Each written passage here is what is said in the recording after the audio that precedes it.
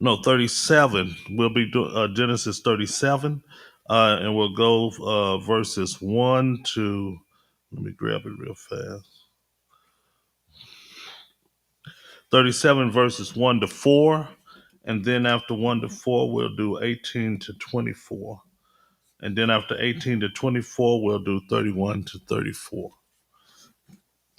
And we're talking about going into the life of Joseph.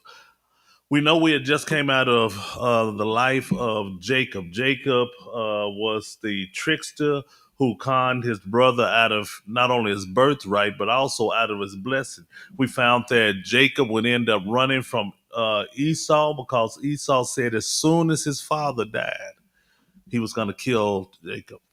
Rachel sent Jacob to his brother Laman. I mean, her brother Laman, and he ends up being there for over 14 years. It was 20 years in all.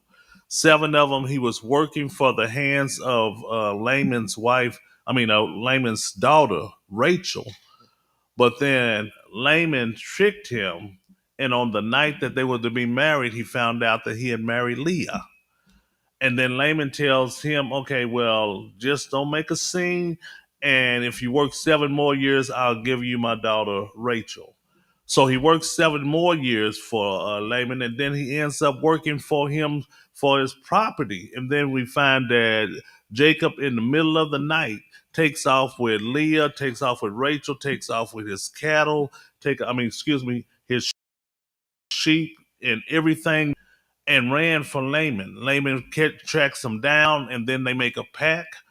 And then we find that we find that Jacob wrestles, has a wrestling match with God at nighttime.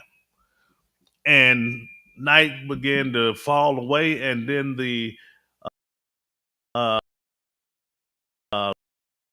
Lord tells him, uh, let me go. And he tells him, I'm not. His name is changed from Israel. Israel would be 12 sons. He would have 3 or 4 by Laman, 3 or 4 by Leah, and then he would turn around and have 2, her maid wife, and then 2 by the other maid wife, and then finally he would have Rachel, who would have 1. And Joseph would be the 11th child that he has, but he turns around and he loves Joseph more than he loved the others, because of the simple fact he was the first child that Rachel, who he loved, had. And then she would turn around and have 1 more by the name of Benjamin, but it would be Joseph who he would love and he would favor over all the rest of them. And then that's when we come into what we call sibling rivalry. That it was 11 others prior to Joseph, but Joseph he favors. And where do we find he had done that before? His father had done that with him. Jacob had loved Esau, but Rebekah had loved Jacob. And Jacob and Esau constantly were at odds with each other for favorite. And then Jacob would turn around and do the same thing that his father did to him. And now the other brothers do not like Joseph because Jacob favored Joseph. And he lets us know he favored Joseph by making him a coat of many colors. And he gives that to Joseph. And from then on, they didn't like him at all anyway. And now they really don't like him because now he has his coat of many colors. But then he also tells them that he has a dream that all of them would bow down to him. And then he tells the father the dream and tells the father that even the father would have to bow down to him. And the father tells him and rebukes him, but they say that the father still kept that in the back of his mind, what Joseph had said. But from then on, there was just constant rivalry between the family, between the boys, because 10 of them did not care for Joseph, and Joseph, they called him the snitch. He was the one who would tell on all of them.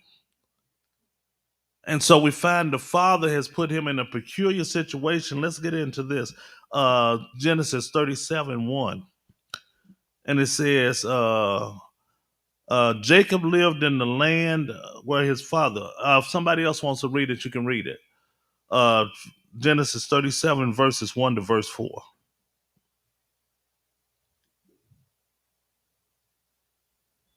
Okay, I'll read it. Jacob lived in the land where his father had stayed, the land of Canaan. These are the family records of Jacob. At 17 years of age, Joseph tended sheep with his brothers. The young man was working with his son, the sons of Bilhah and Zephyr, his father's wife.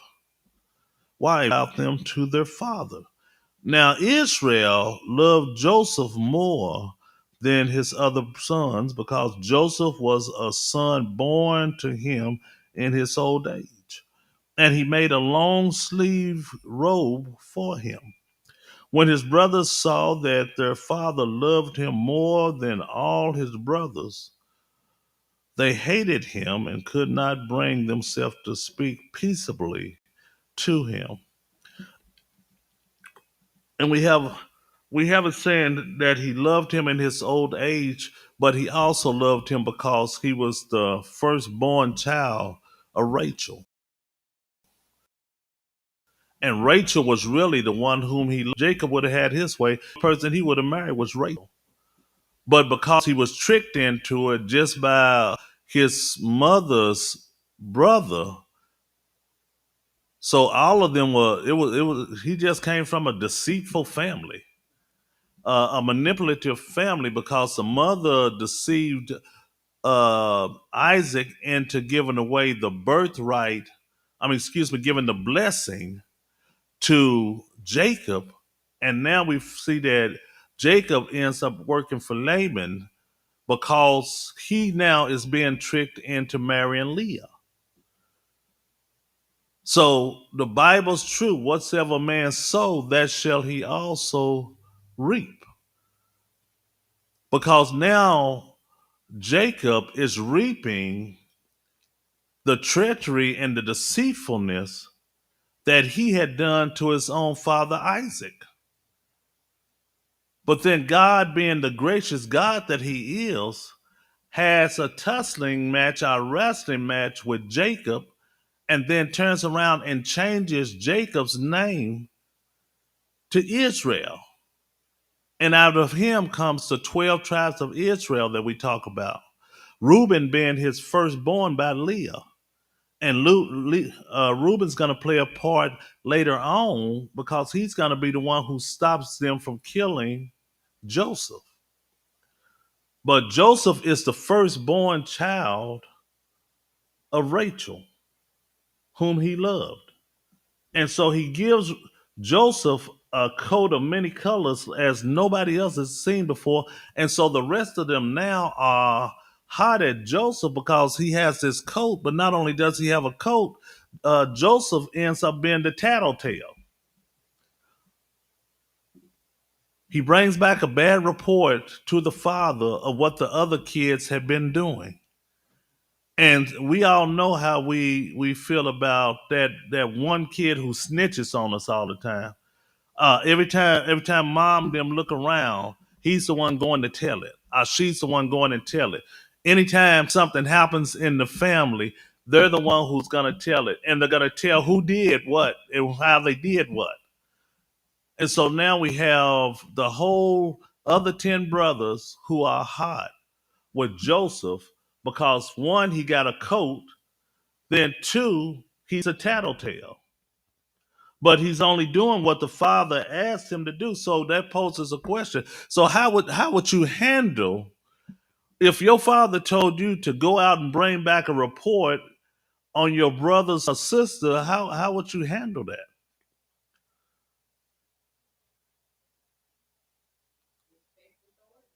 Respect authority, and really that's all we can do. If my father tell me to go out and bring back a report The study book was trying to insinuate probably Joseph should have told the father, probably you need to tell him, or else the brothers told the brothers what the father sent him out there for. But the bottom line is that you have to respect the authority. You have to respect the authority of the parent. If the parent tells you to do something, we didn't have the ability to start questioning them as to or why they wanted us to do it. We just did whatever they told us to do. I'll face the consequences of it. And so Joseph turns around and does what the father says for him to do, but then he turns around and brings back a bad report on the other brothers. So apparently the brothers were not doing something that the father, not acting in a way that the father would have them act because he brings back this bad report.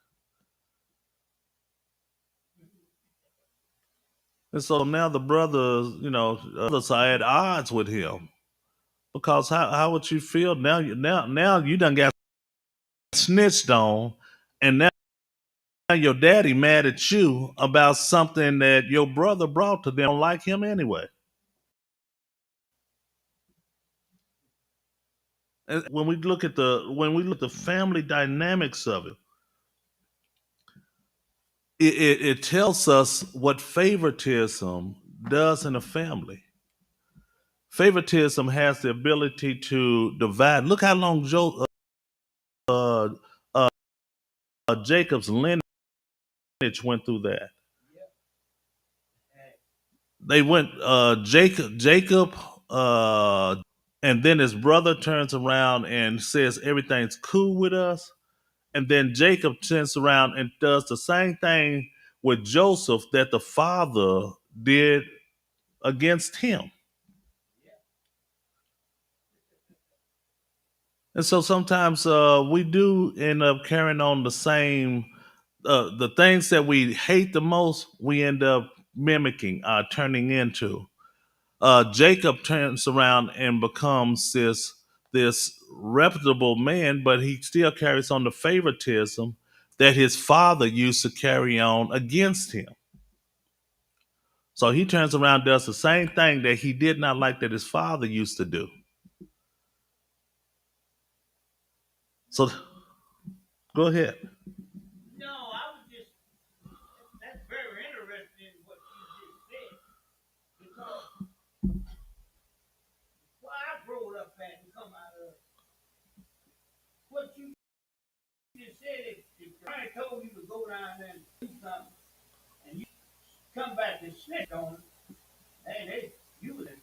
Yeah, yeah, yeah,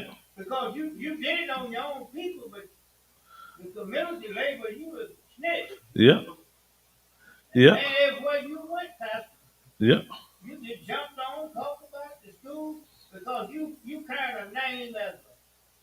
yeah. But then what? How? And that's what I'm saying. How do you?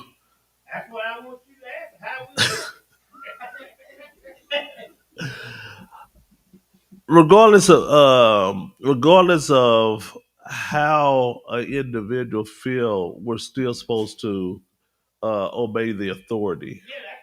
Yeah. If my mother or father told me to do something, I had to obey the wishes or commands of what they wanted. If I wanted to be in alignment with God, and I look at it like this: the Son, Christ the Son, said, "I can do nothing unless my Father tells me to." But he did not have the ability to not do it. He had to do what his Father told him to do. The closest we come to him not is in the Garden of Gethsemane when he tells him, "If it be possible for this cup to be passed, move it, but not my will, thy will." So he said, if I don't have to do this, don't make me do it. But nevertheless, whatever your will is, I'm gonna do it. And-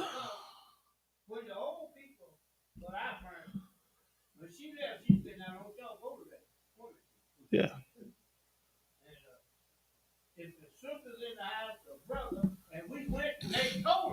Yeah. Yeah.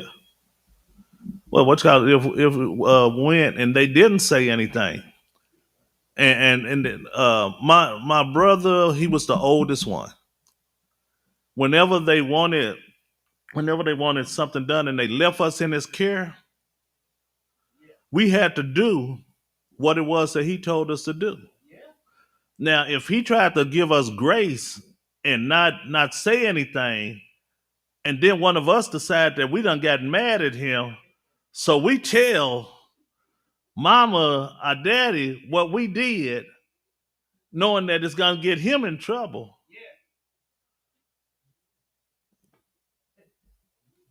Y'all know. Y'all know. Kid get mad and it's like whatever I gotta do in order to get you. So if I gotta tell on you to get you, I'm finna tell on you. But mama, you left so and so in charge and he did. Yeah.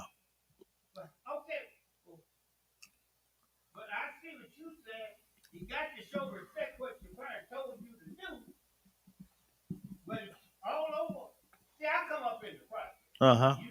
Yeah. Uh-huh. Mm-hmm.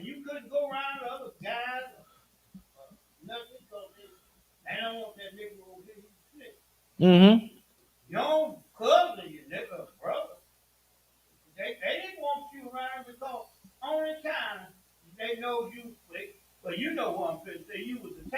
Yeah. Yeah. Mm-hmm. But do you live that life of righteousness or do you live that life in disobedience? All right. Well, if what's gonna cause if you're disobedient and the same thing that you do is gonna get done to you. That's why we talk about reaping what you sow. Jacob ended up tricking his brother. Now the one that he loves the most, Joseph, turns out to be just like him, and he ends up being just like his father was. But then what ends up happening? Joseph ends up not being liked by the brothers, and the brothers tell him, "We're gonna kill him." And what did Jacob's brother tell him? Esau, as soon as we're gonna kill you, I'm gonna kill you. So murder becomes the end result in both situations. When sin begins to creep into a situation, well, then death becomes the outcome because it gets further and further and further engrossed in it. When somebody turn to James 1:14 and 15. James 1:14 and 15.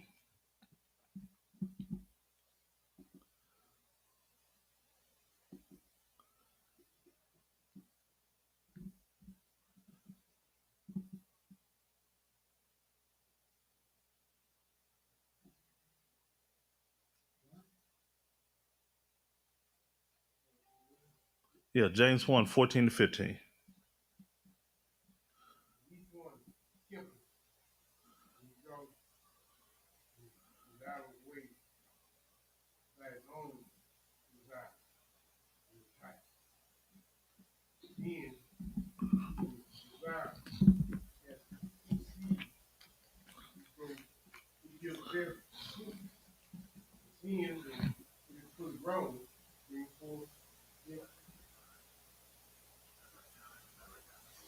Oh, somebody's.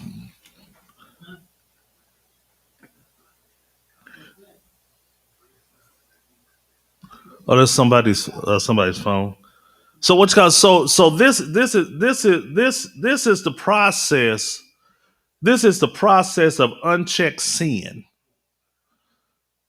If you want to know about the process of unchecked sin, that's the process of unchecked sin. That temptation comes And then eventually, if it's not dealt with, then death can happen because sin begins to bottle up. Let's look at Genesis 4,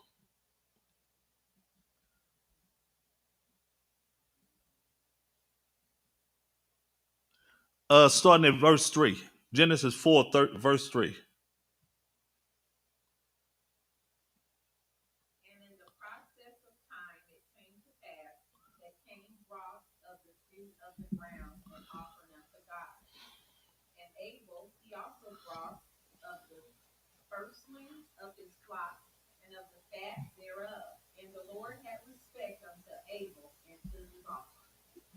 Keep on going.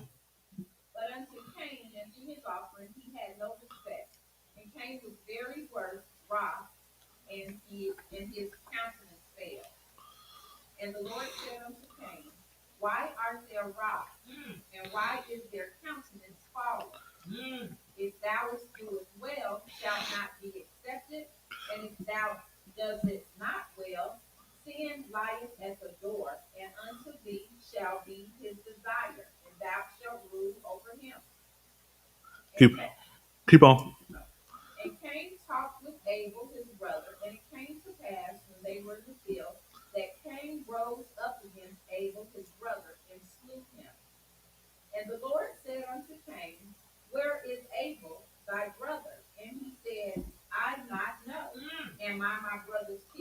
Okay. Thank you. Right there. Okay, so now let's go back to what you was talking about, the person being labeled a snitch. If I'm your brother and I did what my mother and father told me to do, then the brother who told the community that I'm a snitch is a Cain. But because regardless of what happened, and this is how we grew up. Whatever happened in the family happened in the family. Me and my brother may fight, but you can't fight my brother. I may talk about my brother, but you can't talk about my brother. So what's called so that's the protective aspect of it. So let's take both these stories with the one of Cain and Abel first. So Cain and Abel are offering sacrifices to God. Abel's is accepted. Cain's isn't accepted. Abel gets mad because his isn't accepted by God, and then turns around and God tells him, "Don't let sin creep up on your doorstep. Don't let sin don't let sin creep up in you."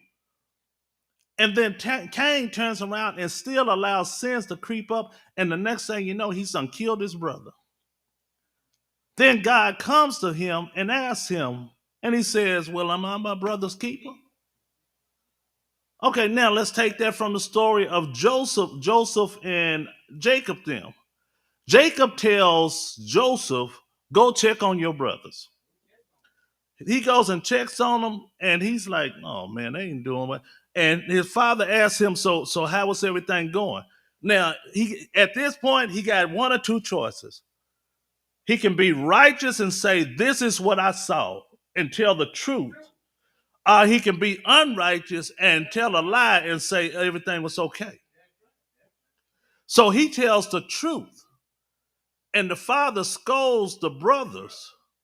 Now, the brothers at this point have the ability to keep it to themselves, but they tell the other brothers. And so all the brothers are upset with him. And what do we end up? We're going to find out in a minute. In a minute, they're going to say, "Let's kill him."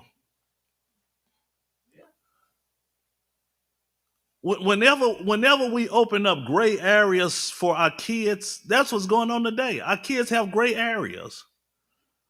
We know what's right, but we give them these gray areas and they choose to do what's wrong. I'm going to church this morning. Are you going? Well, you gave me a choice. No, I'm staying in bed. Okay. And they go and they make a bad decision. When we grew up, And I don't care what anybody say. We got to get back to some when we grew up, because that's the only way that God is going to be able to correct some of this stuff. Is some when we grew up. Either one or two things going to happen. Either you're going to get beat and drugged to church, or you're going to get beat and locked out the house. But as my father said, when I leave the house, everybody leaving. Ain't nobody gonna stay in the house when I leave. And then you didn't have a choice. Well, okay, well I'm gonna stay. No, you ain't. You going to church? You gonna go to church, and you gonna either you can go in there smiling, or you can go in there with your lips stuck out and crying. Because even if you get mad, when you get to the church, you better straighten your face up. Come on. In St. John, they take you straight to the back and tear you up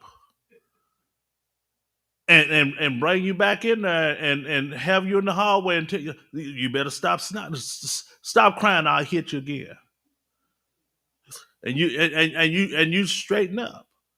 But that also is the reason why we grew up how we grew up,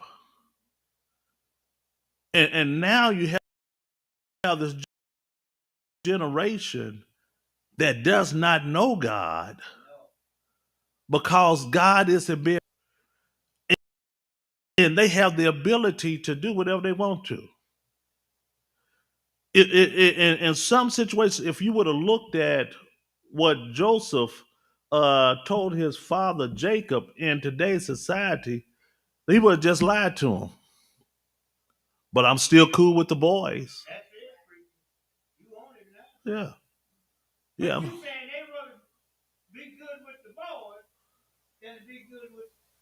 With the Lord and with their father. Yeah. But let me say this. Let me finish it with this. But not knowing that just like Jacob found out that eventually how they treat their father is going to come back on them. That's why Jacob's in the middle of a field wrestling with God. Because what he did came back on him. Now go ahead.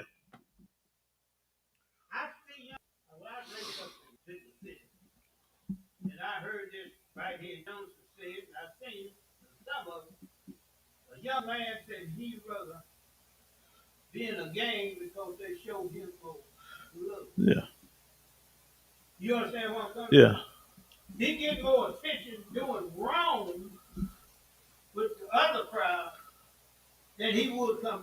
And then when he go to prison, somebody else is going to try to show him more love. That's the problem with that scenario. It's easy for us to say what's going on out here, but we got to teach them. But when you go in there, it's different. And I'm not talking about everybody in there is like that and doing that, but you have more running into it in there than you do out here because in there you're trapped. I mean, you have nowhere to go. And so so you got to combat that in there, whereas out here you don't have to combat that. And we got to teach our kids. Most of us in here can probably talk about the stuff that we did, selling to smoking to doing all that. But it was the grace of God that kept us. And then then you have individuals who went to prison, came out of prison, but now they have a choice. Either they can do it right and stay out or do it wrong, because most of them to come out of there, they putting you, especially if you black, they putting you on some kind of paper, and not for no 1 or 2 years. They putting you on paper long enough to try to get you to do something so that they can send you right back. And so now you have individuals who are mothers and fathers who are now trying to stop this from happening based upon what they've come to understand as far as the Lord is concerned. That you got It's no right. I mean, you have to live holy, and we have to show people what holy living is. We all have our faults and our fallacy, but you still have to live holy. An individual who is saved and messing up every now and then another individual who's unsaved and say, "Well, see, that's the reason I don't be trying to go." Well, that person, the one who saves, going to heaven. You going to hell. That's why he talks about study to show thyself approved, a workman that needeth not shame, right? Because when who's saved messes up, it'll mess me up because I know that God's grace is sufficient.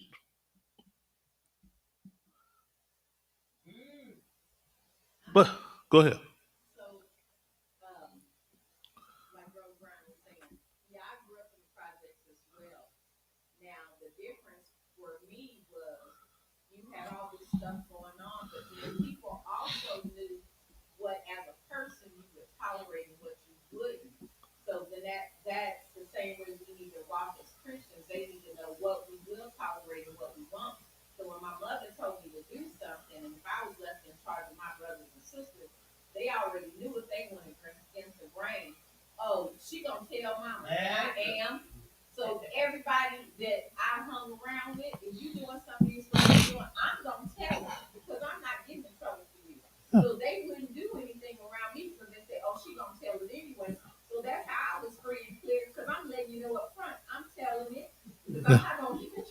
Yeah.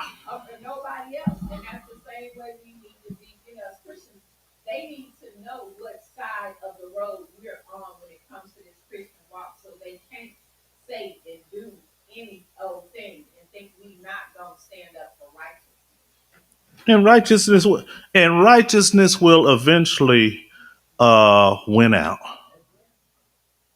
My story when my first 6 7 years were tough because I was seeing my name on Facebook all the time and not in a positive way. I run into people.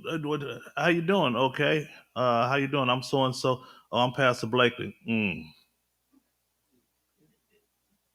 How you doing? Doing well. So you're so and so. Yes. And who are you? Pastor Blakely. Oh, okay. I don't hear about you. I'm for real, and I'm like, dog. But over time, if you continue to be righteous, over time, now some of those who used to, you can't say nothing about me to them now, for real.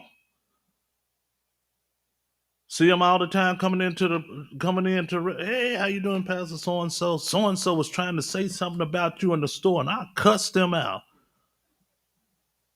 for real. Yeah, yeah. So and so came in our store and tried to say something about you, and I cussed them out. I bet they don't. And I'm saying, all right, because eventually, over time, God will correct that. And we see that in the life of Joseph. When we're finna move on to the next one, we see it in the life of Joseph when his brothers have to come back to him with all the stuff he had to go through, and finally they had to come back to him. Is, any more? All right then. I like that. Yeah. Yeah. That correct.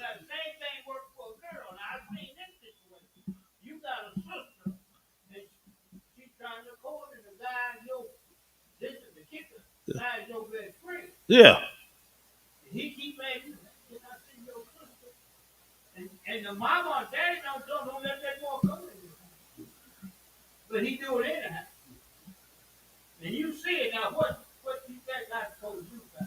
What's called me and Craig Davis was talking about this yesterday.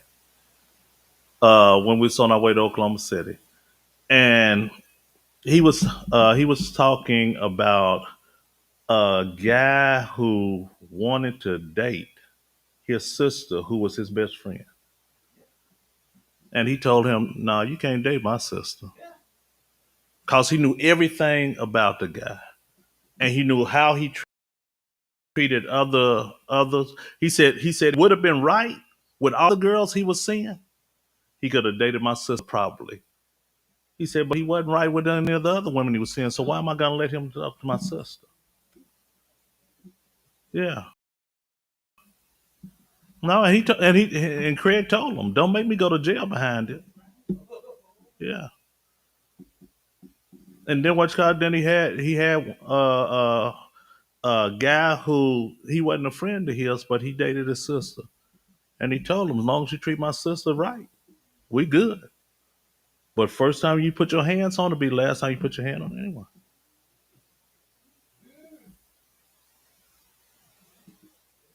All right. All right, then let's look at Genesis 37:18 to 24. So somebody read that. Genesis 37:18 to 24.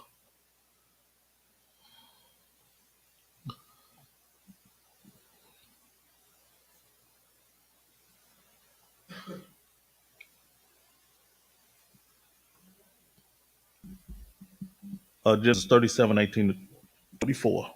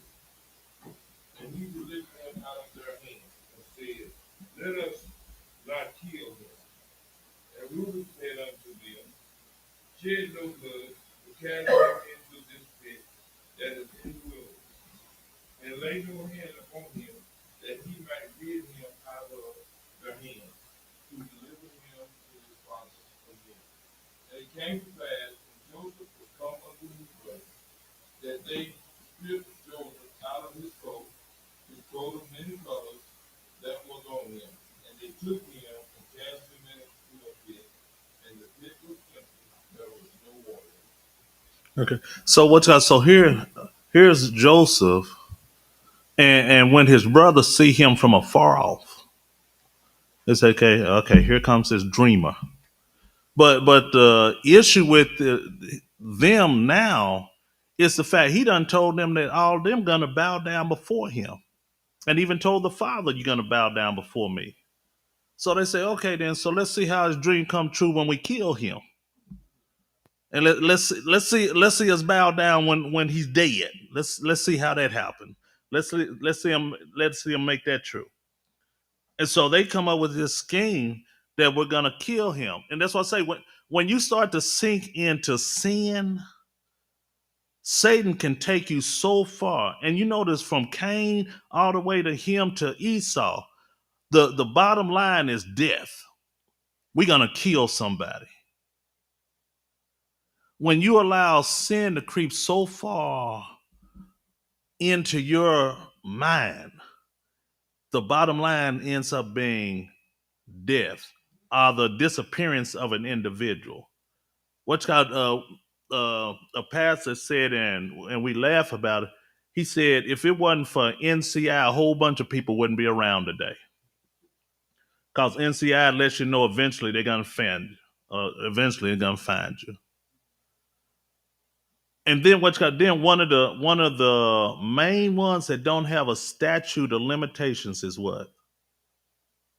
Murder. You can kill somebody today and they catch you 70 years from now and they can try you on it. Murder does not have a limitation. There are individuals who went to prison for murdering somebody and now do it. DNA evidence has gotten them out of it, and then they find out the person who actually did it based on DNA. And then going to court, and the only evidence that the prosecutor has is DNA, and individuals try them and convict them on it. I wish I could. It's just when you talk about murdering an individual and taking another individual's life, that's deep. Ten Commandments, you can't kill anybody.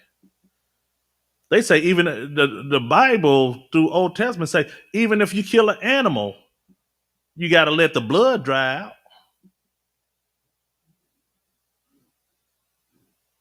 So, but here's these guys. I mean, how do you plot the murder of somebody? I mean, they give us hey, here he comes. We gonna kill him. And then the older brother steps up. Reuben, being the oldest, steps up and says, "No, let's not do that. Let's just throw him in the pit and make fun of him. Watch him cry some, and then if you don't mind me using today's still, let's throw him in a pit, keep him there all night. Let's make him cry, and then we'll get him out of there." But look at verse 22. And it said that Reuben also said to them, "Don't shed blood, throw him in the pit, in the wilderness, but don't lay a hand on him," intending to rescue him from them and return him to his father. So Reuben has this scheme that regardless of how I feel about him, I'm gonna still try to save him, and I'm gonna return him to the father. And the only thing he allows them to do is strip the coat off of him, and then they throw him in this pit, which is empty without water in it. Remember in Proverbs where it said, let us lie wait. When we look at the story of the Good Samaritan, he's on the road trying endlessly, and then all of a sudden he's brought up by a band of thieves who strip him and then beat him and leaves him for dead. And that was common in those days. But here you have brothers who hate another brother so much that they have devised a way to kill their own brother. That's some hate, evil hate. That I would take my own brother's life. When you look at Cain, to take your own brother's life, what I can't even fathom what my brothers them can do to me that would be so detrimental to me. And I'm not talking about taking my life, trying to take my life. I'm talking about do something so detrimental to me that I would end up trying to take their life or kill them. That's some Satan kind of stuff. That you would actually take another family member's life. And I'm not talking about auntie or uncle or something. I'm talking about your brother who you've been raised up with, and you just start to despise them so much that you say, you know what? I would rather kill them than have to look at them anymore.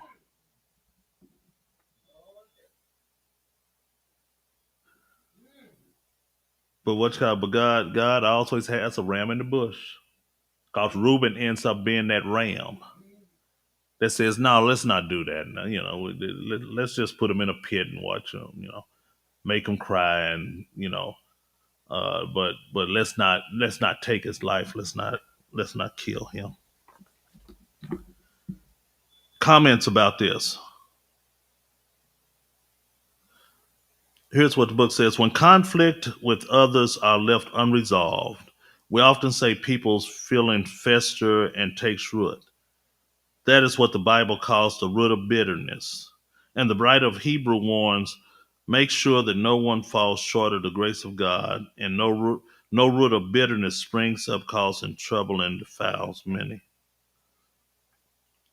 That the brothers here are festering on it, and they have to. It's amazing. This it's amazing that you got 10 brothers here who feel the same way and have been having conversation about him. And Joseph, either Joseph is crazy and don't know nothing, or Joseph just don't care, because all of them have come to the same conclusion and feel the same way about him.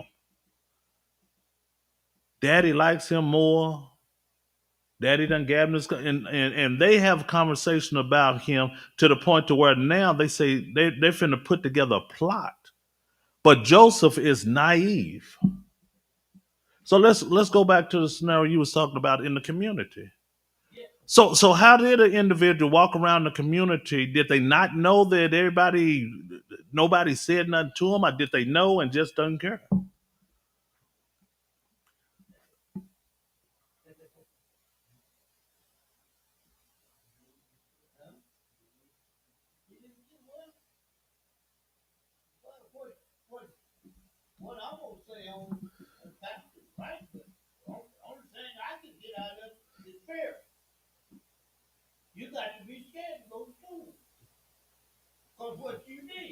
Yeah,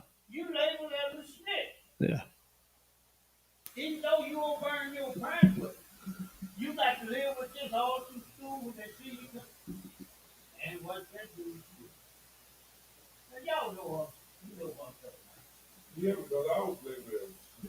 all right. So how'd you handle it? All right, all right.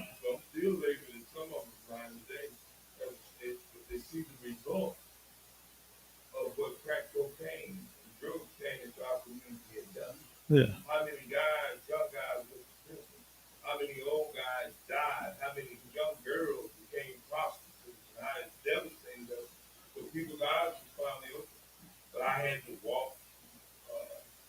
you had to walk away.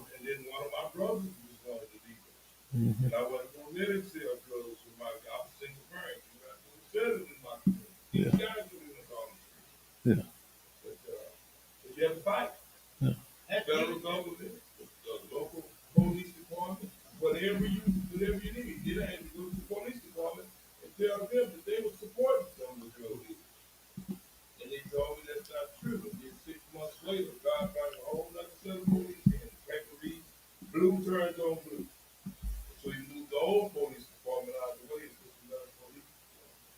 So you have to still walk in integrity.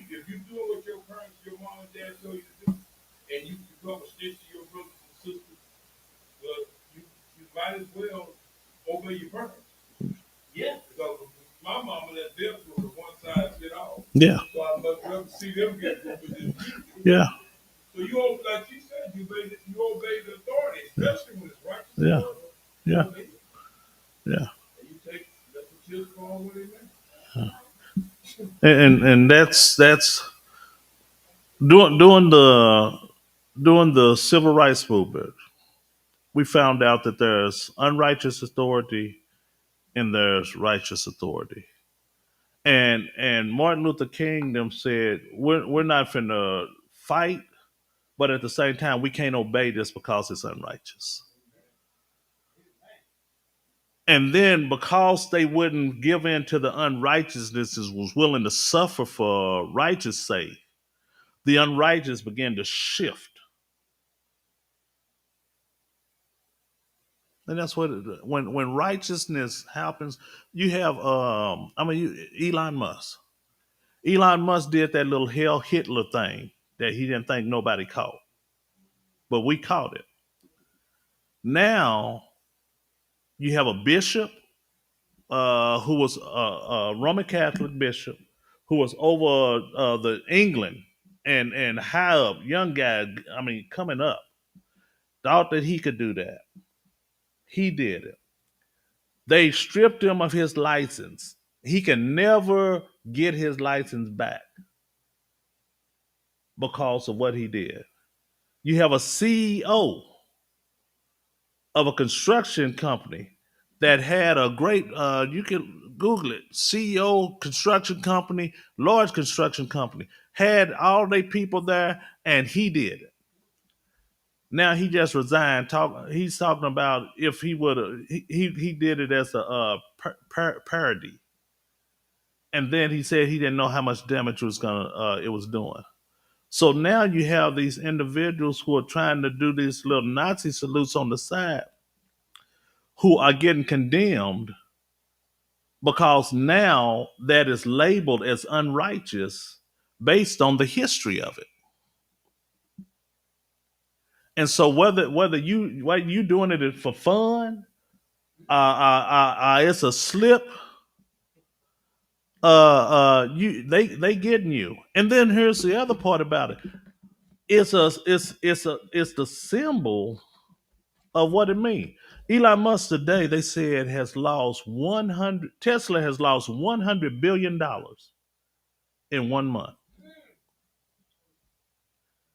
They've lost $100 billion in 1 month, and then not only have they lost $100 billion in one month, but people are trying to turn their Teslas in and trade them into the Tesla place, and Tesla won't even take them back. Send out a memo. They had it in the paper. Send out a memo telling people we're not accepting trade-ins right now because people are writing swastikas on their deal. One Tesla guy said he had never been cussed out as much as he is riding a Tesla right now, one of those cyber trucks. And he said he wants to give it back so bad, done ruin his business and everything else. Because the person that he got it from decided he was going to do something unrighteous, and people are calling him on it. Now, here's the righteousness.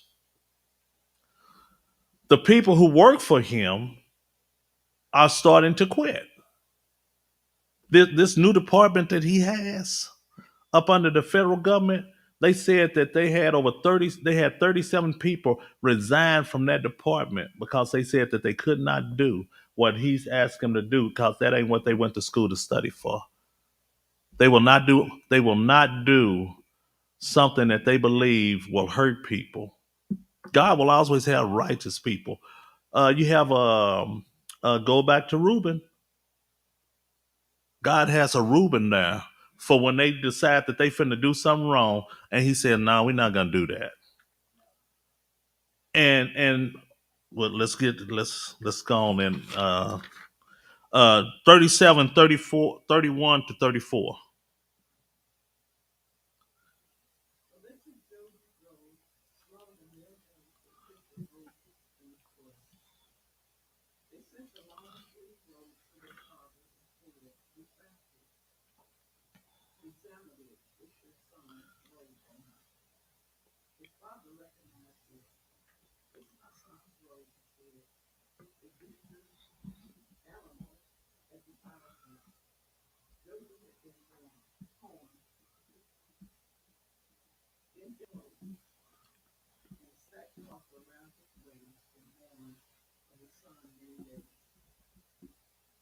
So what? So here's Reuben. Reuben has allowed them to put him in this pit, and then he leaves.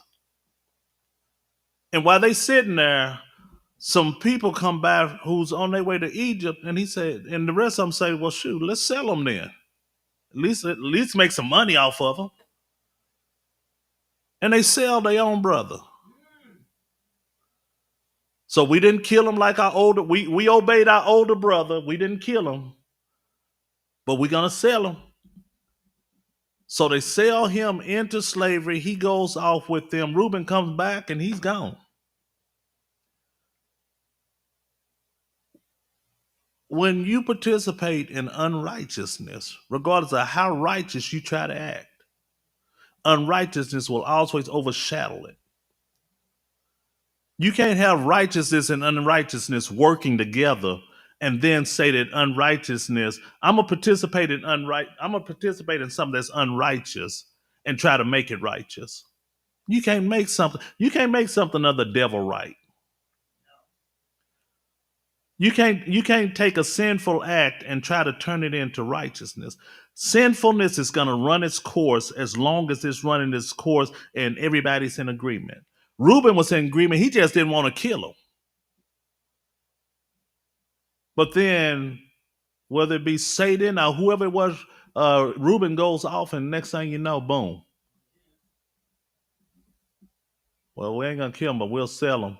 Now, let's cover up the evidence by ripping his clothes up and killing an animal so that we can put blood on it and play like it's his.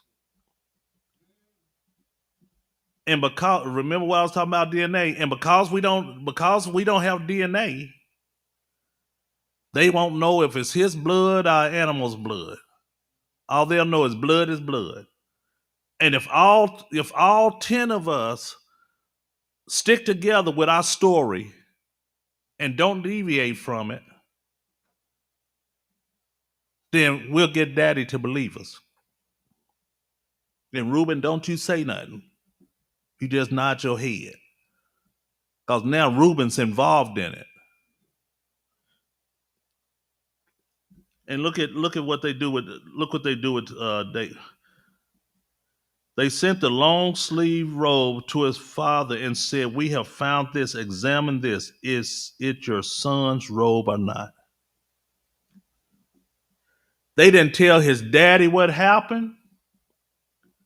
They just asked him the question, "Is this your son's robe?" They ain't say nothing about our brother. Ain't no tears being shed. They just say, "We found this. Examine it. Is it your son's robe or not?" Now they know that that's his robe because that's what they mad about. It's the robe, the favoritism, the robe, all that. They mad about that, so they know that's a robe. But none of them lies to the father. They just said, "Look at the evidence." His father recognized that it is my son's robe. He says, and then he says, "A vision that it is my son's robe." He says, "A vicious animal has devoured him. Joseph has been torn to pieces." Notice none of them said what happened. They waited for the father's response, so they didn't have to lie to the father, but they just said lied on an animal. A vicious animal ate him up and devoured him. And Joseph had been torn to pieces. They ain't bought back no body of Joseph, no nothing. And then the father tore his clothes, put sackcloth around his waist, and mourns for his son many days. But they done got rid of Joseph. Yeah. Uh, yeah, and probably in the back of their mind saying, "Yeah, yeah, you done made him a coat. What's up with that coat now?" And Jacob had to be thinking about what he done to Esau. Yeah, he had to. He reaping what he sowed. If he's not, he's reaping it. Because exactly what he did to Esau is coming back on him now. And notice though, he has wrestled with God. But the very person who he turns around and I won't say dislike, but the very person that he did want to be like, he ends up like. Because you remember Isaac was torn up that he didn't get to give Esau that full blessing. He just said, "I can give you what I got left over." And just like Isaac and Rachel having to live in the same house, Jacob is having to live in the same house with his sons who has done that to him. He may not have known, but he's still having to do the same thing. And then what's called, and then based upon his relationship with his father, he may have had a suspicion that they done something. Because they done brought you back a robe. And this speculation. So what's called, this ain't Bible. But what's called, but from a humanistic standpoint, they done brought you back a robe. You left with them, they done brought you back a robe. And now you got to figure out what's done happened. And every day, because 20 years is going to go by before they see Joseph again. And every day you got to see them. And nobody knows how much that possibly tore them up for 20 years. Because remember when they went into Egypt and they met Joseph for the first time, and didn't know who he was. And then they was going through the issue of Joseph, go back and get your brother. I'm gonna keep your brother. Go get your father and stuff. And then they turned around and said, "Is this because of what we did to Joseph?" They knew eventually it was gonna come back, and they never forgot about it. And when finally something happened, too bad, because even within our own minds at times, we when some stuff happens, we start trying to connect it with something that is this because of some sin that we committed. Even though God says, if you confess your sins, I'm faithful and just. Even if God says, I'll throw it into the sea of forgetfulness and remember it no more, we'll still try to connect it with some sinfulness that we've done and say, this is the reason why this calamity has come upon us. But then that may not even be the reason. It may be that God is offering you up. God is just doing something in your life. One for to get through and goes.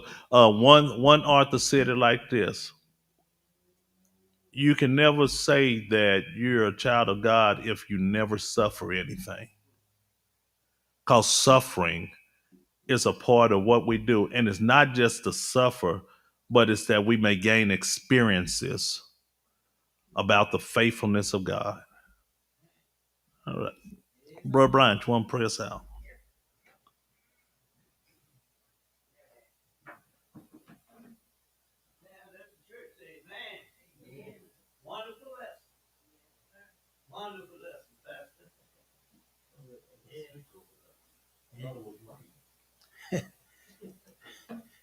Once again, we come to say thank you, my Father,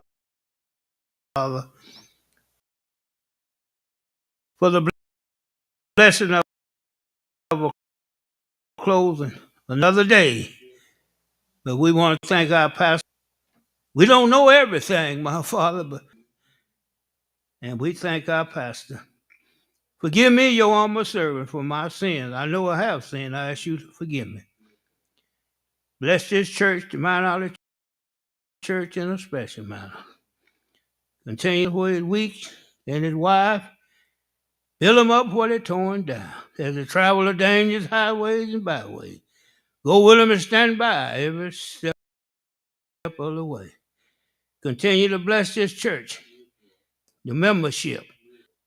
Touch us one by one, my Father, then touch us all together to get on one accord. One of these old days, praying days, gonna soon be over. Until that day come, my Father, we got to stay on the battlefield. But we want to hear you say, well done, thou good and faithful servant. In the name of Jesus, we pray, amen.